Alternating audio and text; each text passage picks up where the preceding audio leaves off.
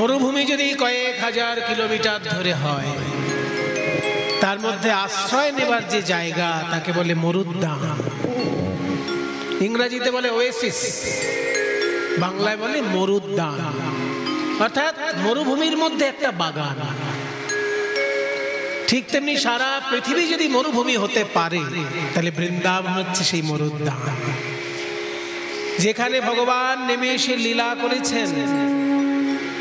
এবং সেই ভগবানের লীলার, তার পদরজ, তার বিলাস স্থলী এখনো বৃন্দাবনে বিরাজমান। যে লীলা আমরা বর্ণনা করছি সেটা কিন্তু বিরহের লীলা।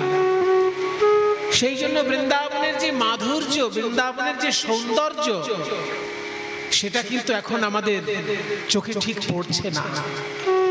বৃন্দাবনের সৌন্দর্য কত সুন্দর বর্ণনা করেছে ভাগবত।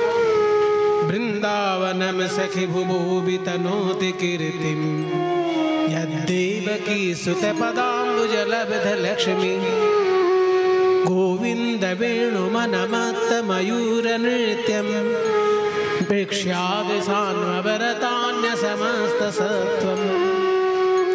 অর্থাৎ দেখো সখী, বৃন্দাবনের কি অপূর্ব শোভা, যে বৃন্দাবনের ভাগ্য কত বড় দেখো।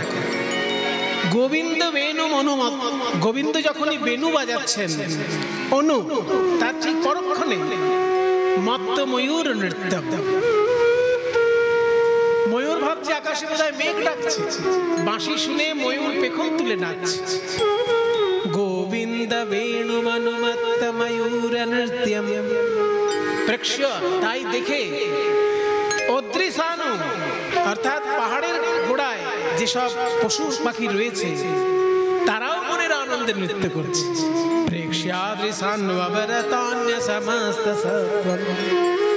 কিন্তু সৌন্দর্যময় বৃন্দাবন, নৃত্যময় বৃন্দাবন এখন আমাদের চোখে ভাসছে না। এখন বিরহময় বৃন্দাবন। 100 বছর ধরে রাধারানী কেঁদেছেন কৃষ্ণ কৃষ্ণ বলে।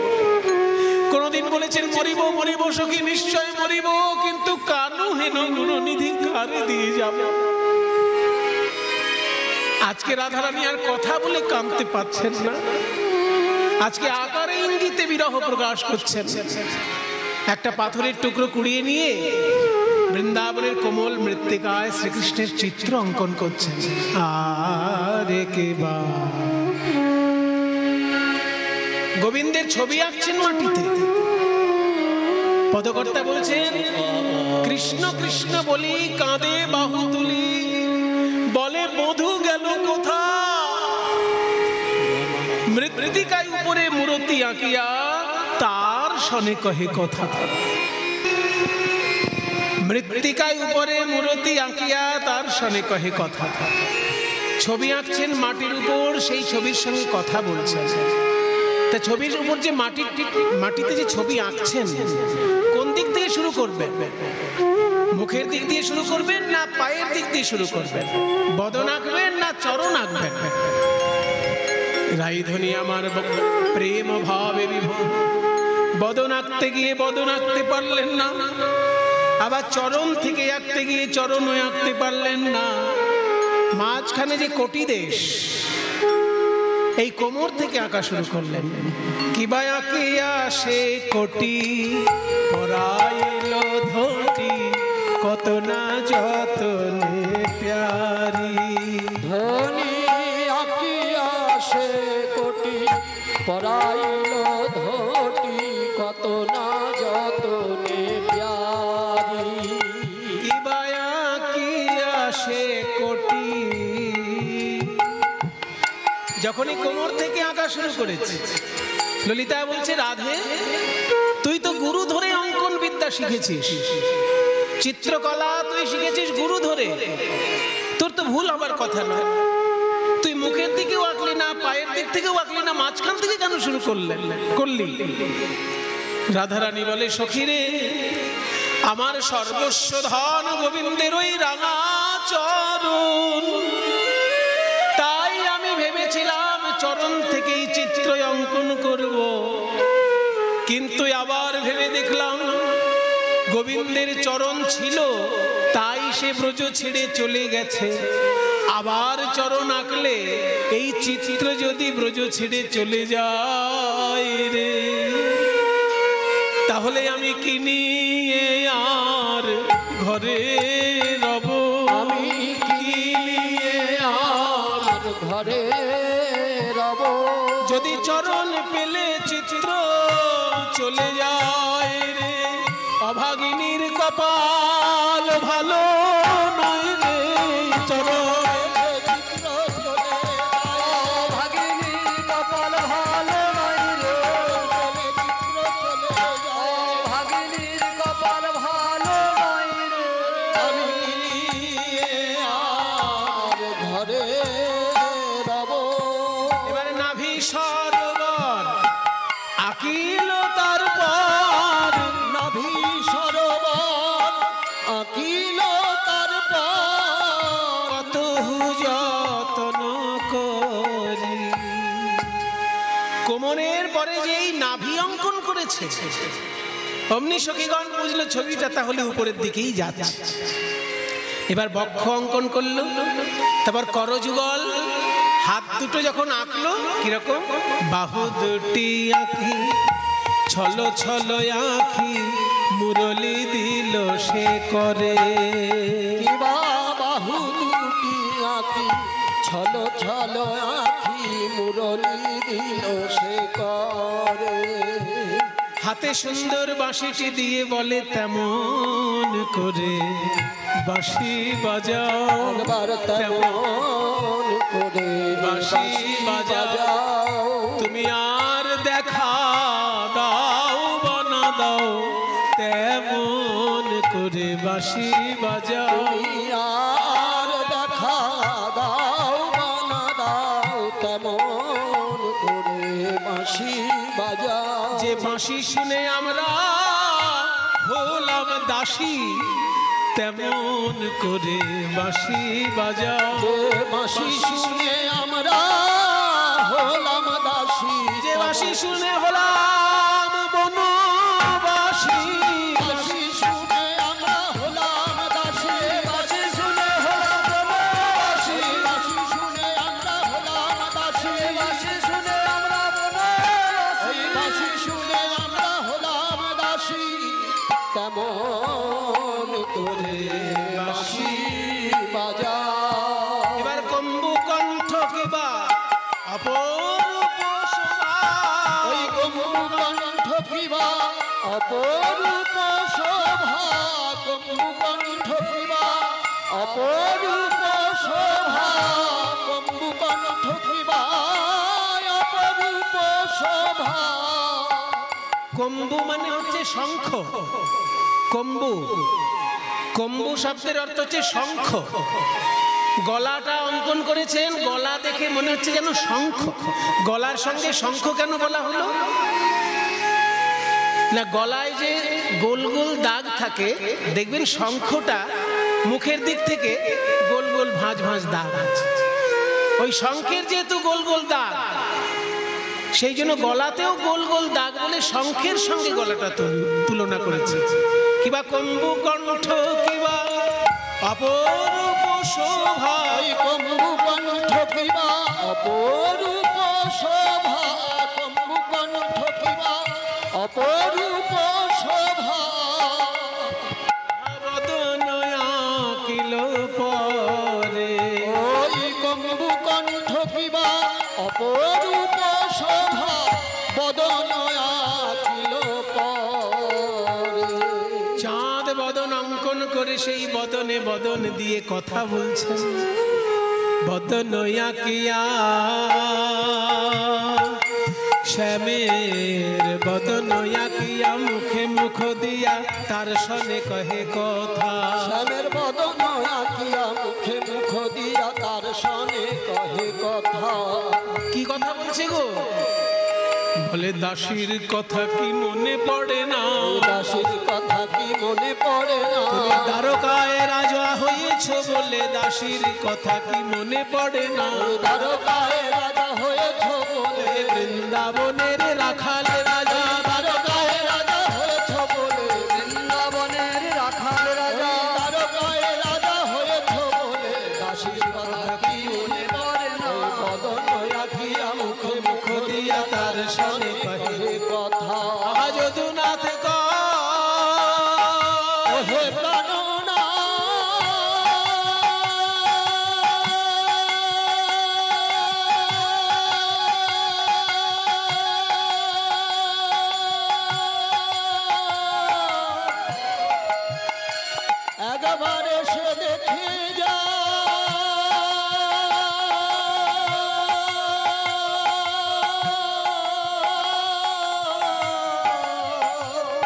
দাস যদুনাথ কয় ওহে রসময় আসিয়া দেখো হে দাস যদুনাথ কয় ওহে রসময় আসিয়া দেখো হে পদকর্তা যদুনাথ গোবিন্দের উদ্দেশ্যে বলছেন একবার এসে দেখে যাও হে, একবার এসে দেখে যাও তোমার প্রেমময়ীর কি যে দশা, একবার এসে দেখে যাও তোমার প্রেমময়ীর কি যে দশা, একবার এসে দেখে যাও তোমার প্রেমময়ীর কি যে দশা, বলতে হিয়া ফেটে যাও, প্রেমময়ীর কি যে দশা, বলতে হিয়া ফেটে যাও, তোমার প্রেমময়ীর কি যে দশা, বলতে হিয়া ফেটে যাও, একবার এসে দেখে যাও ওই যদুনাথ কয় ওহে রসময় আসিয়া দেখো হে ধা, আসিয়া দেখো হে ধা। তীব্র বিরহ দশায় মগ্ন রাধা রানী। ওদিকে নারদ মুনি সারা পৃথিবী ঘুরতে ঘুরতে বৃন্দাবনে এসে হাজির। ওরে আমার বাহন ঢেকি, ঢেকি আমাকে কাঁধে নিয়ে সারা পৃথিবী ঘুরছিস আর সারা জীবন শুধু যুদ্ধ দেখছিস। সত্য যুগে হিরণ্যাক্ষ হিরণ্যকশিপু দুই ভাই ভগবানের সঙ্গে যুদ্ধ করেছে দেখেছিস, আবার ত্রেতা যুগে রাম রাবণ যুদ্ধ দেখেছিস, দাপর যুগে কুরুক্ষেত্রের যুদ্ধ দেখছিস। আর কত যুদ্ধ চাইতো? এবার একটু শান্তি চাই, এমন একটা দেশে আমাকে নিয়ে চল যেখানে বিশুদ্ধ প্রেম শুদ্ধা ভক্তি পাওয়া যায়। তাই একলে নারদ মুনি চিনতে মনে মনে, একলে নারদ মুনি চিনতে মনে মনে, কোথা রহে শুদ্ধ ভক্তি পাইব কেমনে, কোথা রহে শুদ্ধ ভক্তি পাইব কেমনে, শুদ্ধ ভক্তির দেশে যেতে হবে। তাই এত চিন্তেই নারদ মুনি ঢেকি আরোহণে, এত চিন্তে নারদ মুনি ঢেকি আরোহণে, এত চিন্তে নারদ মুনি ঢেকি আরোহণে, নাচিতে নাচিতে যায় মধুর বৃন্দাবনে, নাচিতে নাচিতে যায় মধুর বৃন্দাবনে। বৃন্দাবনে এসে নারদ চারিদিকে তাকাচ্ছেন। তত্ত্বদর্শী নারদ ঋষি চারি পানে চায়, তত্ত্বদর্শী নারদ ঋষি চারি পানে চায়, তত্ত্বদর্শী নারদ ঋষি চারি পানে চায়। কোথা হইতে তাপ আসি লাগে মোর গায়, কোথা হইতে তাপ আসি লাগে মোর গায়, অঙ্গ কেন জ্বলে যায়, অঙ্গ কেন জ্বলে যায়, আমার অঙ্গ কেন জ্বলে যায়, অঙ্গ কেন জ্বলে যায়, জ্বালা জুড়াইতে ব্রজে এলাম অঙ্গ কেন জ্বলে যায়, জ্বালা জুড়াইতে ব্রজে এলাম অঙ্গ কেন জ্বলে যায়। জ্বালা জুড়ানোর জন্য বৃন্দাবনে এলাম, আর বৃন্দাবনে এসে দেখছি তাপ লাগছে গায়ে। বসুন বসুন, বৃন্দাবনে এসে দেখছি তাপ লাগছে। তবে আমার নামও নারদ, আমি শেষ না দেখে ছাড়ি না। হ্যাঁ, আমার গায়ে লাগবে তাপ আর আমি ছেড়ে দেব? এই তাপ কোথা থেকে আসছে সেই উৎসটা আমার দেখা দরকার। সেই তাপের কেন্দ্র অনুসন্ধান করতে করতে নারদ এসে দাঁড়ালেন রাধা রানীর কুঞ্জের সামনে। দেখে রাধা রানীর কুঞ্জে এত বিরহ তাপ। হা কৃষ্ণ কৃষ্ণ বলে যখন একটা দীর্ঘশ্বাস ফেলছেন, নাকের সামনে দপ করে আগুন জ্বলে যাচ্ছে, এত বিরহ রাইধনী। আর সেই তাপ নারদ মুনির গায়ে লাগছে। নারদ চিন্তা করলেন, সারা জীবন আমি অনেক দেশ ঘুরেছি, অনেক প্রেম দেখেছি চোখের সামনে, কিন্তু এমন বিরহ তো দেখিনি যার তাপে আমি পর্যন্ত ঝলসে যাচ্ছি। তাই আমার নাম নারদ। এই বিরহ যদি দূর করতে না পারি তাহলে আমার নাম নারদ নয়। রাধারানী, তুমি একদম কাঁদবে না, কৃষ্ণ কৃষ্ণ বলে তুমি আর কেঁদো না।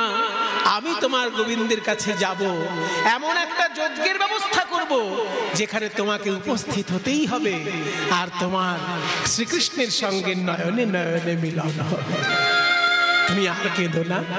এই বলে রাধা রানীকে সান্ত্বনা দিয়ে নারদ বললেন, ওরে আমার বিনা, সারা জীবন তুই তো নারায়ণ নারায়ণ নাম গেয়েছিস, আজকে রাধা নাম গাইতে গাইতে একবার দ্বারকায় চলতো। শ্রীকৃষ্ণ যখন রাধা রানীর নাম শুনবেন, দ্বারকার ভূমিতে বসে তিনি চমকে উঠবেন। চল রাধা নাম গাইতে গাইতে দ্বারকায় চল। বলো বলো যন্ত্র রাধা নাম মন্ত্র যাগ যজ্ঞ ব্রত কিছু নাহি আর বলো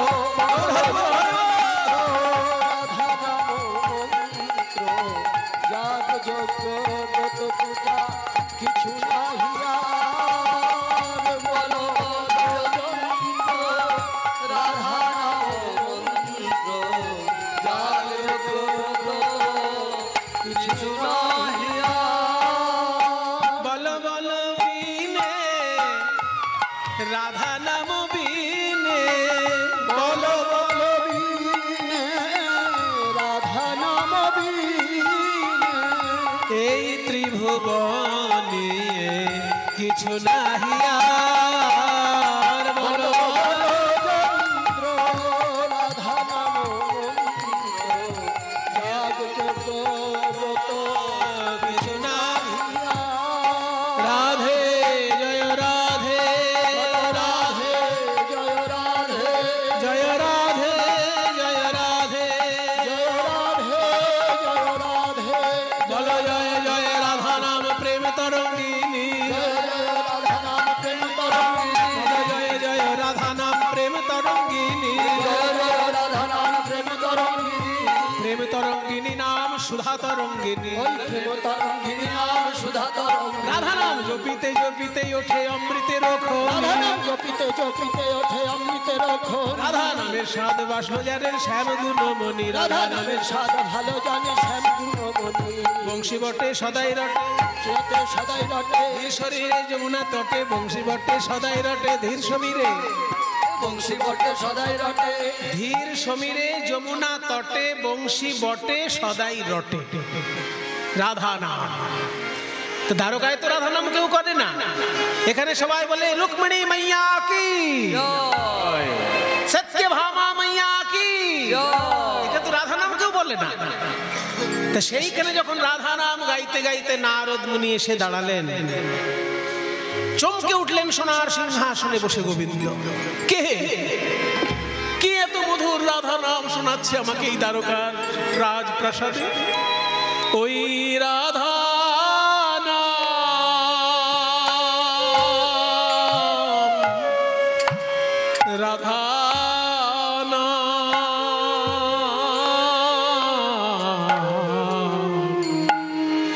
রাধা নাম কে শুনালে ওই রাধা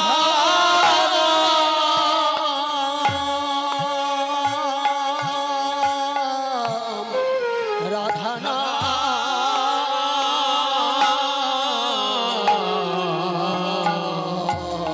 নাম কে শুনালে ওই নামের বর্ণে বর্ণে সুধা ঝরে গো ওই রাধা বর্ণে বর্ণে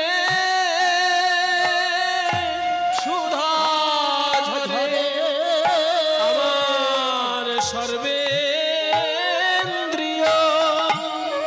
আকুল করে ওই বর্ণে বর্ণে সুধা ঝরে আমার সর্বেন্দ্রিয় আকুল কইলে ওই রাধা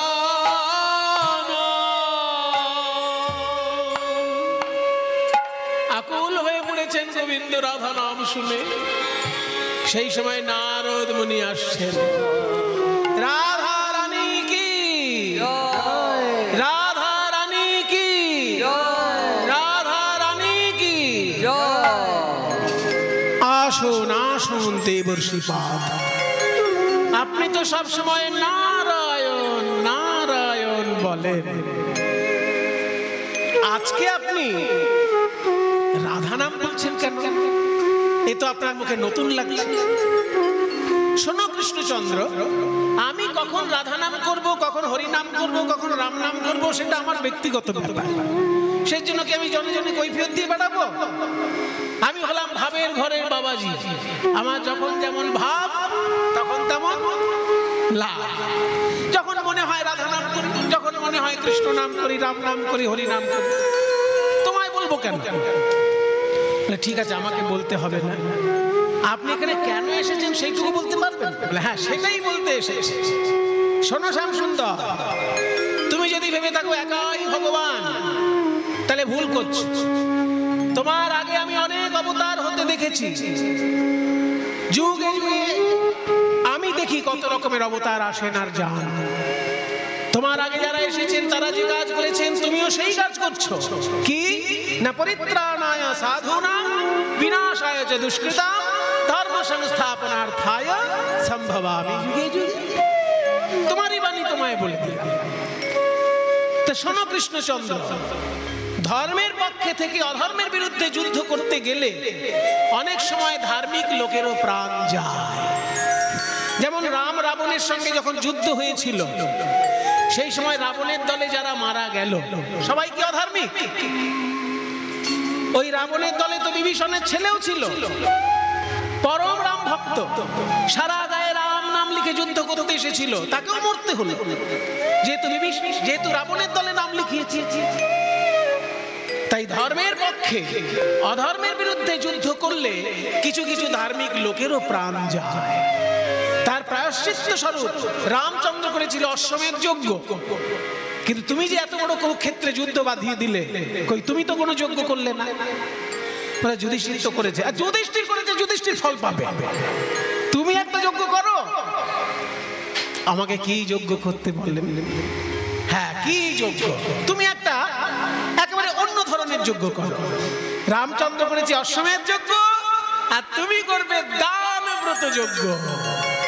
ত্রেতায় রামের রাজা ছিল, অশ্বমেধ যজ্ঞ কইল। ত্রেতায় রামের রাজা ছিল, অশ্বমেধ যজ্ঞ কইল।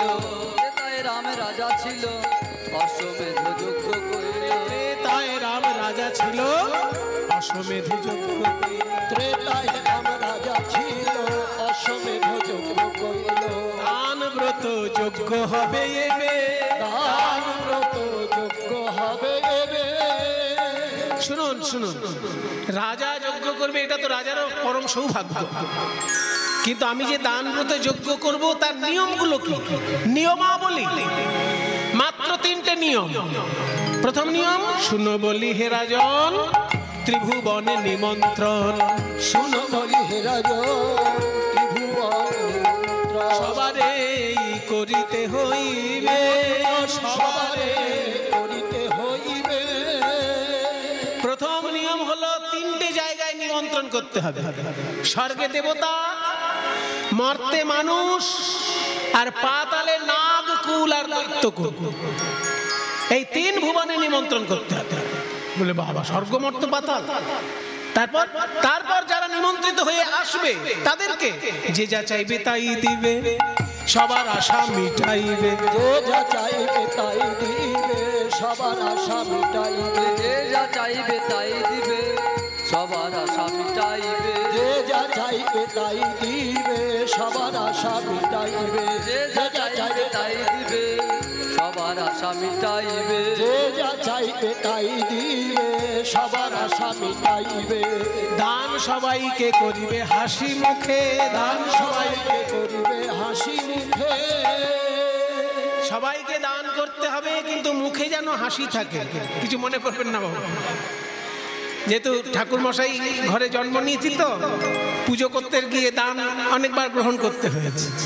কিন্তু যখন দাতা দান করে, তার মুখের দিকে তাকালে আর নিতে ইচ্ছে করে। মানে এমন ভাবে দান করছে অতি কষ্টে, যেন না দিলেই ভালো হতো। ওই রকম ভাবে দান আপনার করার দরকার নেই। দান না করবেন তাও ভালো, কিন্তু দান যদি করবেনই, মুখে যেন হাসি থাকে। কারণ মনে কষ্ট নিয়ে দান করলে সে দানের পূর্ণ হবে না। তাই আপনার সাধ্যমতো আপনি দান করবেন, কিন্তু মুখে যেন হাসি থাকে। দান সবাইকে করিবে হাসি মুখে, দান সবাইকে করিবে হাসি মুখে। একটা ছোট্ট কথা বলি, দান যদি না করা হয় তাহলে সম্পত্তি কিন্তু বিফলে যায়। আমাদের ভারতীয় শাস্ত্র বলছে যে সম্পত্তির তিনটেই হচ্ছে পরিণাম। আপনার কাছে যদি 100 টাকা থাকে, সেই 100 টাকার পরিণাম কি? তিনটে পরিণাম। যদি সৎপাত্রে দান করেন তাহলে টাকাটি ঠিক পরিণামে গেল, আর যদি 100 টাকা আপনি নিজে ভোগ করেন তাহলেও তার সঠিক পরিণাম হলো। এই দুটো হলো সঠিক পরিণাম। এই দুটোর মধ্যে একটাও যদি না করা হয় তাহলে তার নাশ হবে। সে টাকাটা আপনারও কাজে লাগলো না, আর আপনার অনুগত যে তারও কাজে লাগলো না। এটা কিন্তু আপনার বৃথা গেল টাকাটা। তাই দান, ভোগ এবং নাশ, এই তিনটে হচ্ছে অর্থের পরিণাম। সেই জন্য বেঁচে থাকতে থাকতে কিছু দান করে যাওয়া উচিত। বলছে হস্তস্য ভূষণম দানম। কারোর হাতে যদি দামি দামি আংটি পরা থাকে, সেটা সেই হাতের ভূষণ নয়। সেই হাত যদি কোনোদিন দান করেছে কাউকে, তাহলে জানবে সেই হাতে ভূষণ আছে। যদি কোনো হাত কাউকে কিছু দান করে থাকে, তাহলে সেই হাতে আংটি না থাকলেও সেটা ভূষিত হাত, তাতে ভূষণ আছে। হস্তস্য ভূষণম দানম। সেই জন্য দান যখন করবে মুখে যেন হাসি থাকে। দান সবাইকে করিবে হাসি মুখে, দান সবাইকে করিবে হাসি মুখে। এটা দ্বিতীয় কথা। এবার তৃতীয় নিয়ম কি? যজ্ঞের শেষ নিয়ম বলছি, মন দিয়ে শোনো। সর্বশেষে দান দিয়া ভিক্ষার ঝুলি স্কন্ধে লইয়া, সর্বশেষে দান দিয়া ভিক্ষার ঝুলি স্কন্ধে লইয়া, ভিক্ষা করি যাবে মন সুখে, ভিক্ষা করি যাবে মন সুখে। দান করার পর যাদের কাছে দান করেছো তাদের কাছে গিয়ে আঁচল পেতে ভিক্ষা চাইবে। বলে এটা আবার কেমন কথা হলো? মনে করুন আমি কৃষ্ণবাবুকে 100 টাকা দান করলাম, আবার আমি কৃষ্ণবাবুর কাছে গিয়ে বলবো আমায় ভিক্ষা দে। লোকে আমাকে হাসি ঠাট্টা করবে না আমাকে নিয়ে? বলে না না, হাসি ঠাট্টার মতো আপনি ভিক্ষা করবেন কেন? মনে করুন আপনি রাজা মানুষ, কাউকে 1 কোটি টাকা আপনি লিখে দিলেন চেকে, একটা 1 কোটি টাকা দান করলেন। এবার সেই লোকটার কাছে গিয়ে যদি আপনি আঁচল পেতে বলেন, ওই যে আমি 1 কোটি টাকা দিয়েছি, ওর মধ্যে 1 টাকা তুমি আমায় ভিক্ষা দাও। 1 কোটি টাকা দান করার পর 1 টাকা ভিক্ষা চাইলে কেউ কি হাসবে? বলে না, হাসবে না কেউ। কিন্তু আমি চাইবো কেন? বলে চাইলে আপনারই লাভ। আপনি দান করার পর তার কাছে যদি আঁচল পেতে ভিক্ষা করেন, আপনার দানের অহংকার দূরে যাবে, দানের অহংকার দূরে যাবে, অহংকার দূরে যাবে। দান করে ভিক্ষা করবে, দানের অহংকার দূরে যাবে। দান করে ভিক্ষা করবে, দানের অহংকার দূরে যাবে। দান করে যদি ভিক্ষা করেন, আপনার অহংকার কোনোদিন হবে না। এটাই লাভ। আপনি কোনোদিন বুক ফুলিয়ে কাউকে বলতে পারবেন না, এই আমি তোমায় 1 কোটি টাকা দিয়েছি মনে রেখো, সেটা নয়। কারণ যেমন 1 কোটি দিয়েছেন, তেমনি তার কাছে 1 টাকা ভিক্ষা চেয়েছেন। তাই দানের অহংকার আপনার হবে না। ভালো কথা। এই 3টে যে নিয়ম শুনলাম, এই যজ্ঞ করার সময়, এই যজ্ঞটা যদি সম্পূর্ণ হয়, কোথায় হবে? জায়গাটা কোথায়? মনে করো স্বর্গ থেকে দেবতা আসবে, মর্তধাম থেকে মানুষরা আসবে, পাতাল থেকে দৈত্যরা আসবে, তাহলে জায়গা বলতে যজ্ঞের জায়গাটা হবে কোথায় জানো? গুজরাটে সমুদ্রের ধারে প্রভাস তীর্থ। বলে এত তীর্থ থাকতে প্রভাস তীর্থে কেন? তাহলে তো একটা রহস্য শুনতে হবে। প্রভাস তীর্থে কি উপকার সেটা জানতে হবে। শোনো তাহলে। ওই যে চন্দ্রদেব, ওই চন্দ্রদেবের 27টি স্ত্রী আছে। মানে জ্যোতিষীর ভাষায় চাঁদের চারিদিকে যে 27টি নক্ষত্র, সেই নক্ষত্রগুলো হলো চাঁদের স্ত্রী। এই 27 জন স্ত্রী থাকা সত্ত্বেও চন্দ্র বৃহস্পতির স্ত্রী তারার প্রতি আকৃষ্ট হয়েছিলেন।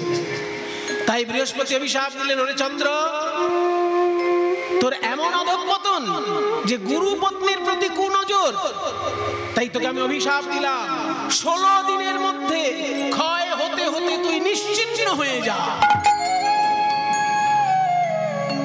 কারোর অভিশাপ কাজে লাগুক না লাগুক, গুরু যদি অভিশাপ দেয় কাজে লেগে যাবে। তবে গুরু সাধারণত অভিশাপ দেয় না, একেবারে দেয়ালে পিঠ থেকে না গেলে গুরু কখনো অভিশাপ দেয় না কাউকে। দেবগুরু বৃহস্পতি যখন অভিশাপ দিয়ে ফেলেছেন চন্দ্রকে, চন্দ্রের ক্ষয় শুরু হয়ে গেছে। 1 দিন 2 দিন 5 দিন 10 দিন 15 দিন, চন্দ্র 15 দিন ক্ষয় হয়ে গেছে। আর একটা দিন বাকি আছে, সেটাও ক্ষয় হয়ে গেলে চন্দ্র শেষ হয়ে যাবে। সেই সময় চন্দ্রের 27 জন স্ত্রী কৈলাসে গিয়ে শিবের শরণাপন্ন হল।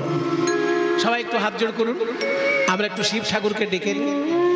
ওম নমঃ শিবায়, ওম নমঃ শিবায়, ওম নমঃ শিবায়, ওম নমঃ শিবায়। প্রভুমীশ মনীষ মশেষ গুণম গুণহীন মহেশ গণাবরণম রণনির্জিত দুর্জয় দৈত্যপুরম প্রণমামি শিবং শিবকল্পতরুম। ওম নমঃ শিবায়, ওম নমঃ শিবায়, ওম নমঃ শিবায়। প্রভু ঈশম অনিশম, তিনি নিজে ঈশ্বর কিন্তু তার ঈশ্বর নেই, ওই জন্য বলছে ঈশম অন ঈশম।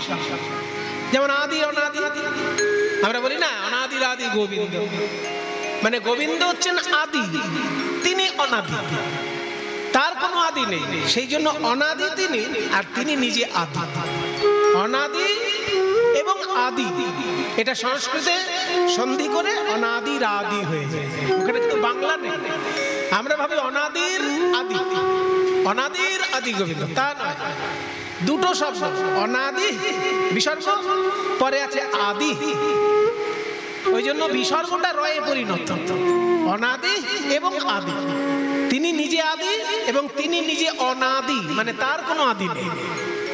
তেমনি শিব ঠাকুর সম্পর্কে বলা হচ্ছে তিনি ঈশম কিন্তু অনিশম, তার কোনো ঈশ্বর নেই। তাই বলছে প্রভু ঈশম অনিশম অশেষ গুণম, অশেষ গুণাবলীর ধারক শ্রী শিব ঠাকুর।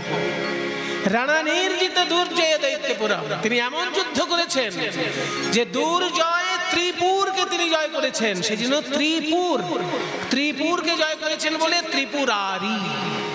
রানা নির্জিত দুর্জয় দৈত্যপুরম, নির্জিত দুর্জয় দৈত্যপুরম প্রণমামি শিবং শিবকল্পতরুম। সমশেষ গুণম গুণহীন মহেশ রণনির্জিত দুর্জয় দৈত্যপুরম প্রণমামি শিবং শিবকল্পতরুম। ওম নমঃ শিবায়। মহাদেবন মহাত্মানম মহাশিবায়। ওম নমঃ শিবায়।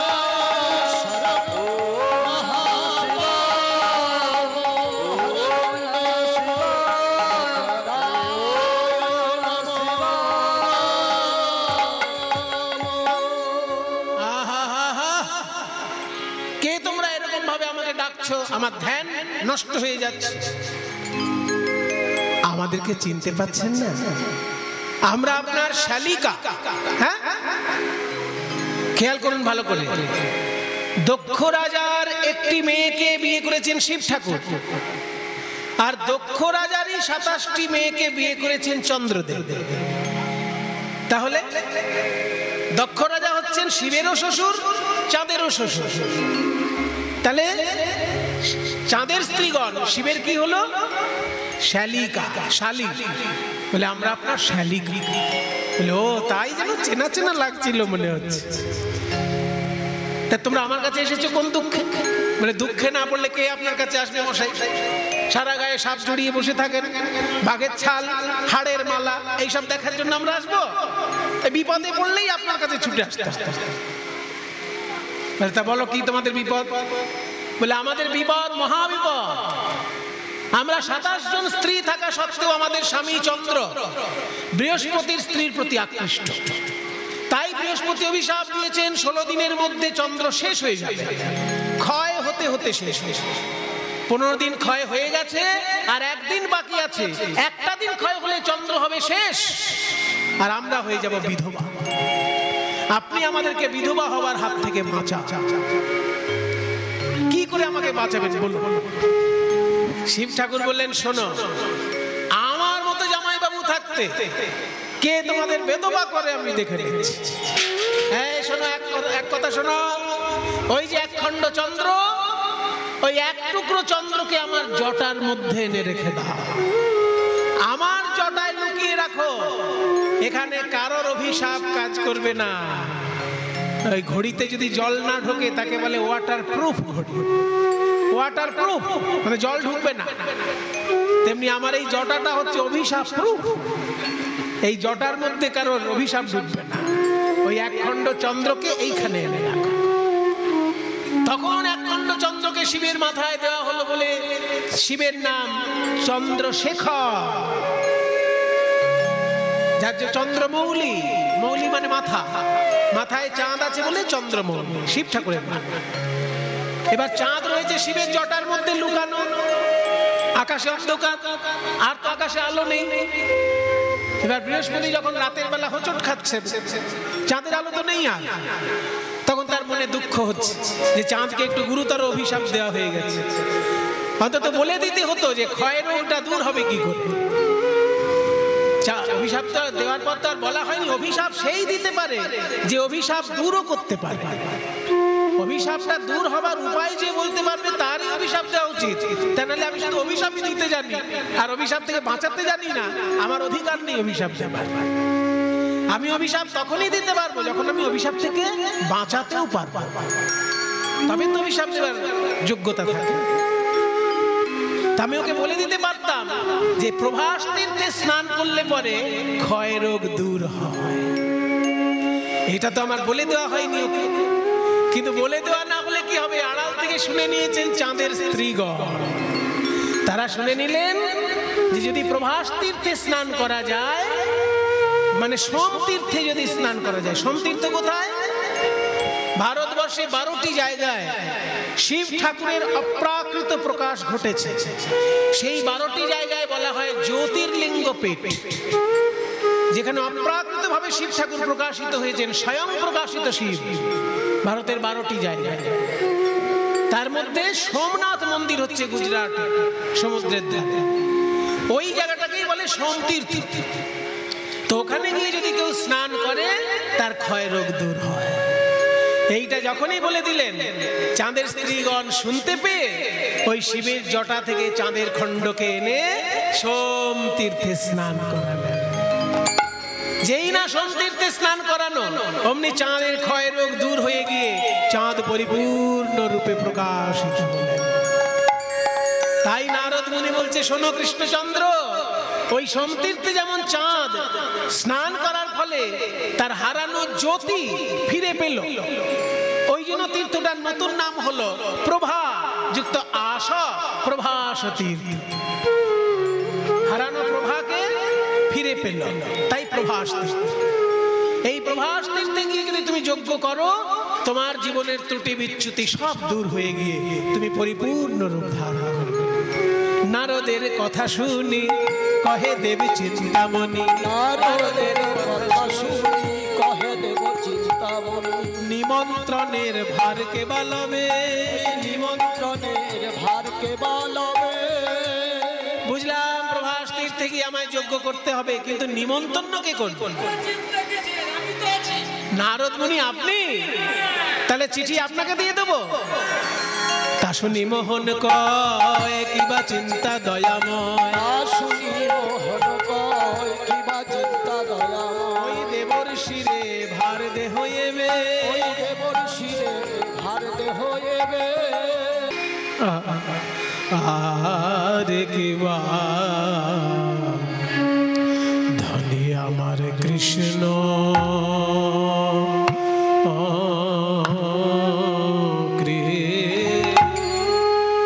কৃষ্ণ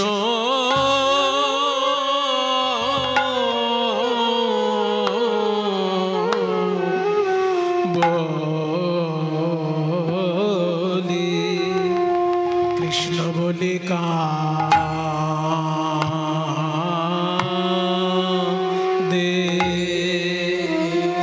বাহু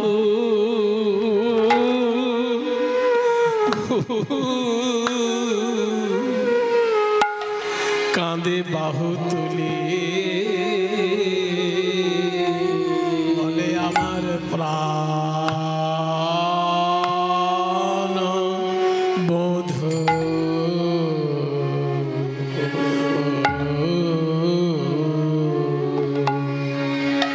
প্রাণ বধূ গেল গেল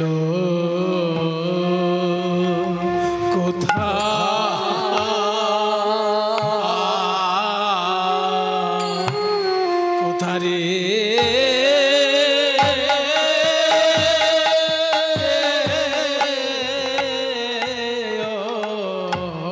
রে সখী গোয়া যে মৃত্যু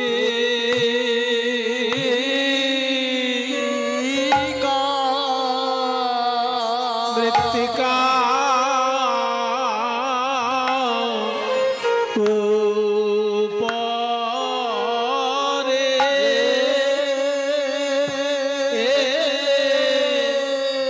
শ্যামের মুরতি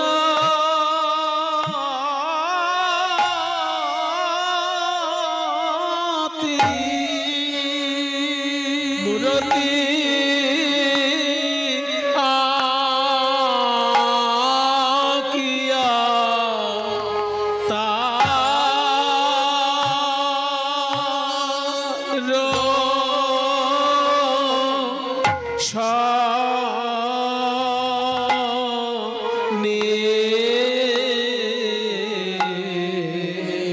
তার শোনে কহে কথা ধনির আমার কত নায়ন্তর ব্যথা গোয়াজ মৃত্যু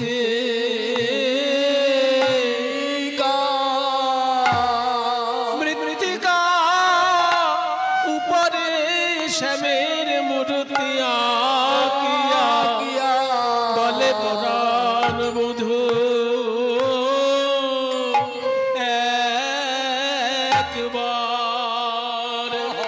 একবার কথা কহে আমি অনেক দিন তো শুনি নাই হে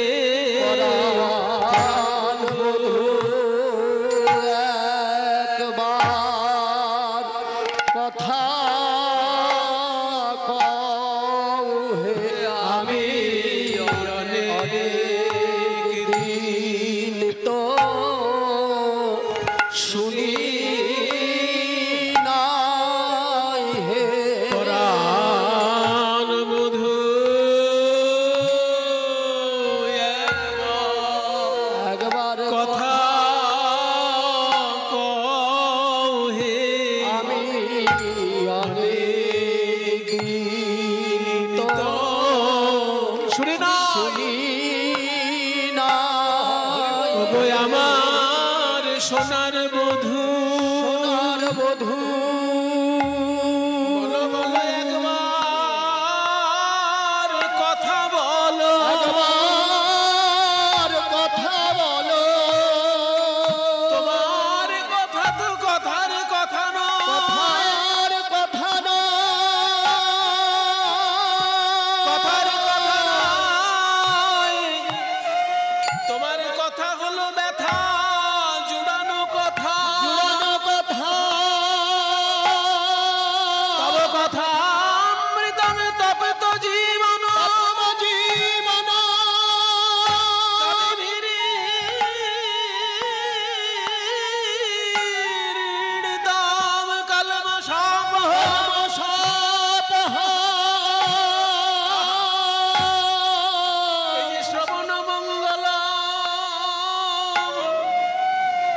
শুনলেই মঙ্গল। ও মায়েরা, কোনো কথা শুনে যদি পালন করা হয় তবে মঙ্গল হয়। মনে করুন আমি যদি কাউকে বলি রাত্রি জেগে ভালো করে পড়াশোনা কর, দেখবি পরীক্ষায় ভালো নাম্বার পাবি, পড়াশোনা কর নাম্বার পাবি, পড়াশোনা কর নাম্বার পাবি। এইটা শুনে কোনো ছাত্র যদি পড়াশোনা না করে নাম্বার পাবে? শুধু শুনে শুনে শুনে গেলে নাম্বার পাবে? শুনে তাকে তো পড়তে হবে, তবে তো নাম্বার পাবে। কিন্তু হরি বলো হরি বলো হরি বলো ভাই, এটা শুনে কেউ যদি হরি নাও বলে তার মঙ্গল হয়ে যায়। আর বললে পরে সে কৃষ্ণ চরণে প্রেম লাভ করে, প্রেম লাভ করে। তাই তোমার কথা তো শুধু কথার কথা নয়, কথার কথা নয়। এই যে শ্রবণ মঙ্গলম শ্রীমদাতত শ্রীমদাতত ভূমি গৃহন্তি তে ভুরিদা জনা। হরিদা জনঃ। তোমার ওই চাঁদ মুখের মধুর বাণী আমি তো অনেক দিন শুনে নয় মধু। বলো বলো একবার চাঁদ মুখে কথা বলো বধু হে। আমি অনেক দিন শুনে নাই শুনে পরাণ বধূ একবার কথা হে। আমি অনেক দিন তো শুনি নয় পরাণ বধূ একবার কথা হে। আমি অনেক দিন তো শুনি নাই পরাণ বধূ একবার কথা হে।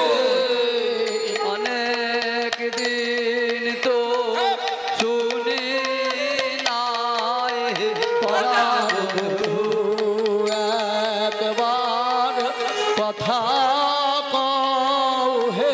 আমি অনেক দিন তো শুনি নাই পরাণ বধূ একবার কথা কও হে। আমি অনেক দিন তো শুনি নাই পরাণ বধূ একবার কথা কও হে। আমি অনেক দিন তো শুনি নাই পরাণ বধূ একবার কথা কও হে। আমি অনেক দিন তো শুনি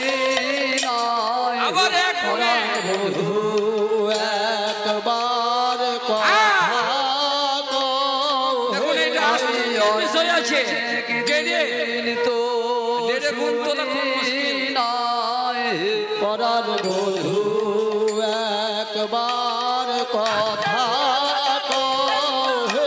আমি অনেক দিন তো শুনি নাই পরাণ বধূ একবার কথা কও হে। আমি অনেক দিন তো শুনি নাই পরাণ বধূ একবার কথা কও হে।